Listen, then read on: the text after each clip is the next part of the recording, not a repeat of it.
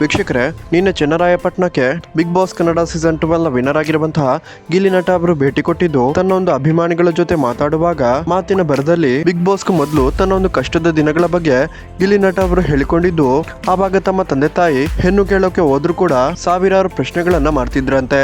ಆದ್ರೆ ಈಗ ನೂರಾರು ಮದುವೆ ಆಫರ್ಗಳು ಗಿಲ್ಲಿ ನಟ ಅವರಿಗೆ ಬರ್ತಿದ್ದು, ಇದ್ರ ಬಗ್ಗೆ ಸ್ವತಃ ಗಿಲ್ಲಿ ನಟ ಅವರೇ ತಮ್ಮ ಒಂದು ಭಾಷಣದಲ್ಲಿ ಹೇಳಿಕೊಂಡಿದ್ದಾರೆ.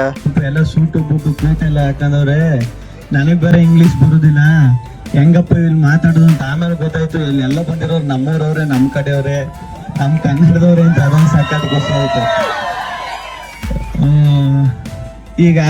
ಈಗ ನನಗೇನಪ್ಪ ಅಂದ್ರೆ ಈಗ ಎಲ್ಲಾರು ಹೆಣ್ಣು ಕೇಳಕ್ ಹೋದ್ರೆ ಸೈಟ್ ಇದ್ದದ, ಮನೆ ಇದ್ದದ, ಸ್ವಂತ ಮನೆ ಇದ್ದದ, ಸೈಟ್ ವೀಕ್ಷಕರೇ, ಒಂದು ರಿಯಾಲಿಟಿ ಶೋ ಒಬ್ಬ ಮನುಷ್ಯನನ್ನ ಎಲ್ಲಿಂದ ಎಲ್ಲಿಗೆ ತಗೊಂಡು ಹೋಗುತ್ತೆ ಅನ್ನೋದಕ್ಕೆ ಈ ಸಲದ ಬಿಗ್ ಬಾಸ್ ಕನ್ನಡ ಸೀಸನ್ 12 ಸಾಕ್ಷಿಯಾಗಿದ್ದು, ನಿಜವಾಗ್ಲೂ ಗಿಲ್ಲಿ ನಟ ಅವರಿಗೆ ಟ್ಯಾಲೆಂಟ್ ಇದ್ದ ಕಾರಣವೇ ಇಷ್ಟರ ಮಟ್ಟಿಗೆ ಸಕ್ಸಸ್ ಸಿಕ್ತು ಅಂತಾನೆ ಹೇಳ್ಬಹುದಾಗಿದೆ.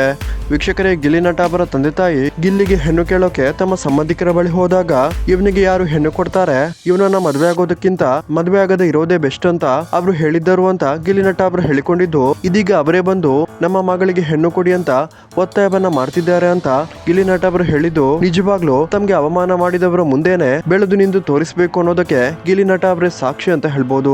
ಸೊ ವೀಕ್ಷಕರು, ಯಾರೆಲ್ಲ ಗಿಲ್ಲಿ ನಟ ರೀತಿಯಲ್ಲೇ ಟ್ಯಾಲೆಂಟ್ ಇರುವ ಬಡವರ ಮಕ್ಕಳು ಇನ್ನಷ್ಟು ಬೆಳಿಬೇಕು ಅಂತೀರಾ, ಈ ವಿಡಿಯೋಗೊಂದು ಲೈಕ್ ಮಾಡಿ ಮತ್ತು ನಿಮ್ಮೊಂದು ಅನಿಸಿಕೆಯನ್ನ ಕಮೆಂಟ್ ಮಾಡಿ ತಿಳಿಸಿ.